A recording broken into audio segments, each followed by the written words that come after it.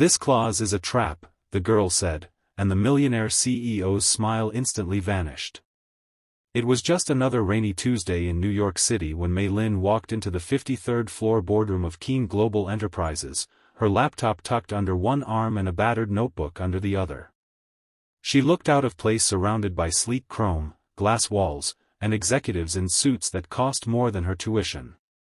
Across the table sat Alan Keen, a self-made billionaire who had built an empire by acquiring small companies, scaling them fast, and selling them faster. His smile was polished, confident, predictable.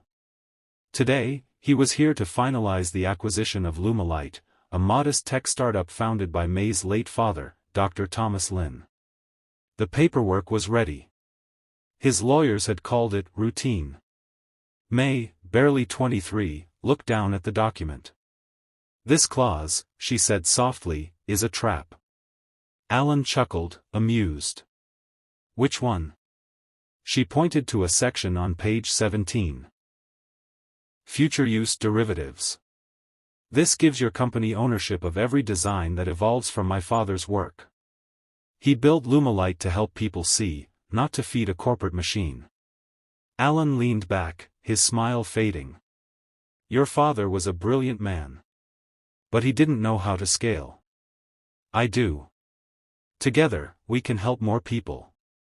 "By owning everything?" she replied. "My father turned down multi-million-dollar offers because he refused to see his invention priced beyond reach. He believed accessibility was a right, not a privilege." "You're idealistic." "I'm human," she said. Alan said nothing. He had built his success on control and efficiency. But something about her, a mix of grief, courage, and clarity, unnerved him. She reached into her bag and pulled out a single sheet. "Here's a revised contract. It's a licensing deal, not a buyout. Your company distributes Lumilite, but we retain the intellectual property. No exclusivity. No patents on future developments. And 10% of the profits go to a fund for low-income families." Alan took the paper and scanned it. "You know we'd make less money this way." "I know," she said, "but we'd make more of a difference." He looked at her, and something in him stirred. Not guilt, memory. A long-forgotten version of himself, a kid from Detroit, raised by a single mother, who once dreamed of building things that made the world better. That night, Alan went to visit his mother in Queens. Her apartment hadn't changed since his college days, simple, quiet, real. She greeted him with a smile. "You look tired." "I met someone today," he said. "She reminded me of who I used to be." His mother nodded. "Then maybe it's time to remember." The next morning, Alan shocked his legal team. "We're signing her version." "Sir?" one lawyer asked.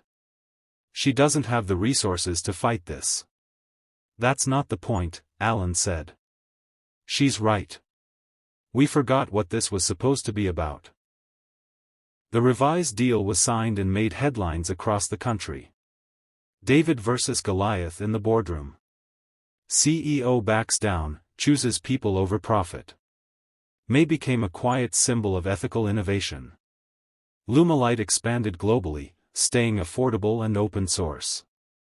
Stories poured in, a blind child in Peru seeing her brother for the first time, a retired schoolteacher reading again after a decade. At a launch event in San Francisco, May introduced Alan to Jamal, a blind teenager who now wanted to study engineering because of Lumilite. Jamal smiled and said, "You helped make this possible." Alan replied, "No. I just listened to someone who still remembered why we build things in the first place." That night, Alan wrote a letter to himself. "Dear Al. You lost your way chasing more. But today, you remembered enough. You remembered that success is not about power, it's about purpose. Keep that. Share it." In the years that followed, Alan used his wealth to fund startups focused on accessibility and social impact. May went on to lead Lumilite to new heights, never forgetting her father's words, help the ones no one else sees. And sometimes, when Alan looked out from his now much smaller, quieter office, he would smile. Not because of another deal closed, but because of the one he almost didn't. Because once, a girl looked him in the eye and said, "This clause is a trap." And for the first time in a long time, he listened.